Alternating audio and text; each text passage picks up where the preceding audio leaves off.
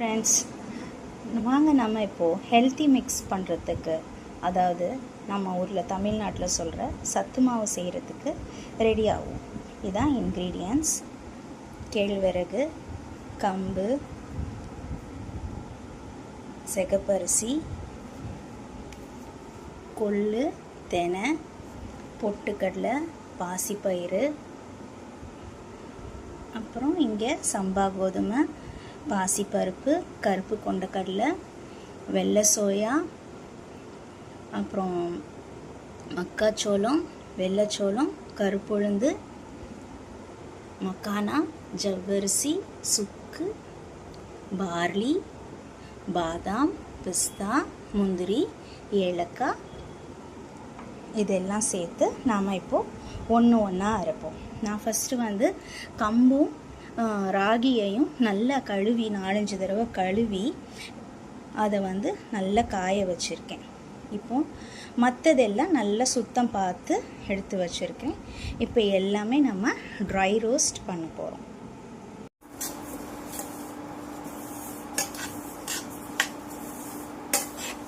கை விடாமல் எடுக்கணும், இல்லைன்னா கீழே அடி பிடிச்சிக்கும். பக்குவமாக வறுக்கணும்.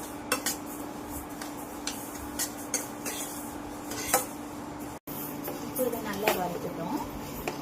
இப்போ இதை ட்ரான்ஸ்ஃபர் பண்ணிக்கலாம்.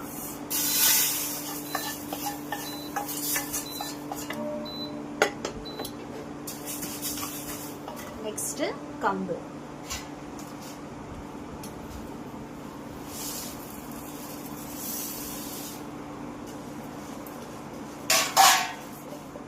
கம்பையும் நல்லா கழுவி காய வச்சு அதுக்கப்புறம் இப்படி வறுத்துட்ருக்கோம்.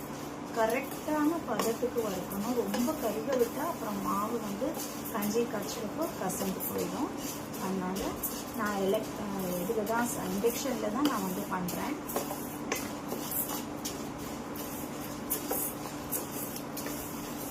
இதுவும் லைட்டாக பொரிஞ்சு வரும். ராகிலையும் இப்படி 1-2 அப்படியே நல்ல ஒரு பக்குவத்தை அந்த வாசமே வரும் வறுக்கிறப்போ. அதுதான் நமக்கு அந்த ஒரு பக்குவம். அந்த ஸ்டேஜில் நம்ம தொட்டு பார்த்தா ஒரு முறுமுறுங்கிற மாதிரி இருக்கும். அப்போ நம்ம என்ன பண்ணணும், எடுத்துக்கணும்.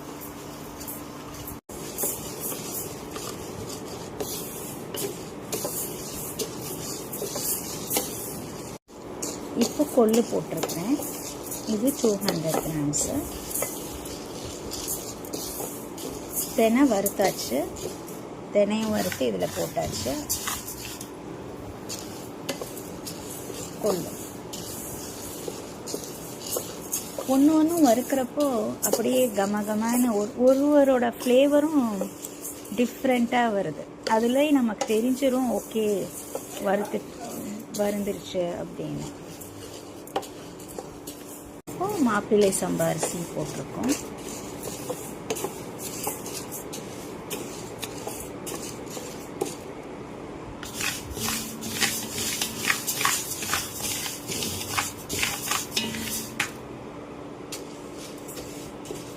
நான் மெஷர்மெண்ட்டில் நான் உங்களுக்கு பின்னாடி சொல்கிறேன், ஓரளவும் சொல்கிறேன். உங்களுக்கு ஃபஸ்ட்டு கமெண்ட்லையும் நான் போடுறேன்.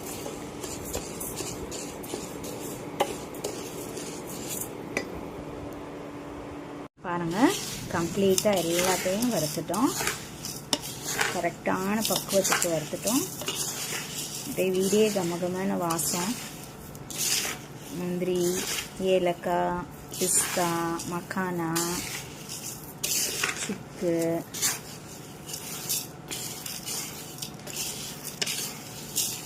இப்போ இது நல்லா ஆறுனதுக்கப்புறமா நம்ம எடுத்துகிட்டு போய் மிஷினில் கொடுத்து அரைக்கணும்.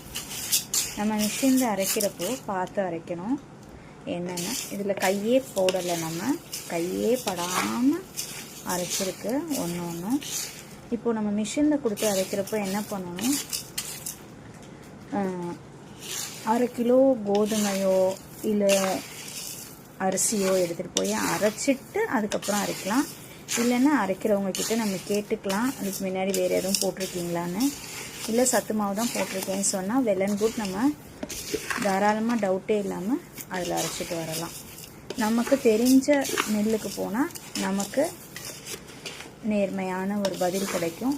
அப்போ நம்ம கரெக்டாக அரைச்சிட்டு வந்துடலாம். இப்போ இது வந்து நல்லா ஆறணும். ஆறுனதுக்கப்புறமா நம்ம கொண்டு போய் மிஷினில் கொடுத்து அரைச்சிக்கலாம். அரைச்சிட்டு நல்லாவே அரைச்சிக்கலாம். சலிக்கணுங்கிற தேவையில்லை.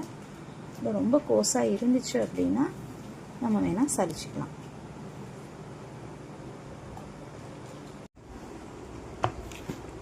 நல்லா ஆறிடுச்சு. இப்போது எடுத்துகிட்டு போகிறோம் அரைக்கிறதுக்கு. அரைச்சிட்டு வந்தாச்சு. அல்ஹம்துலில்லாஹ். இப்போ இதை நல்லா ஆற விடணும். பரப்பை விட்டு நல்லா ஆற விடணும்.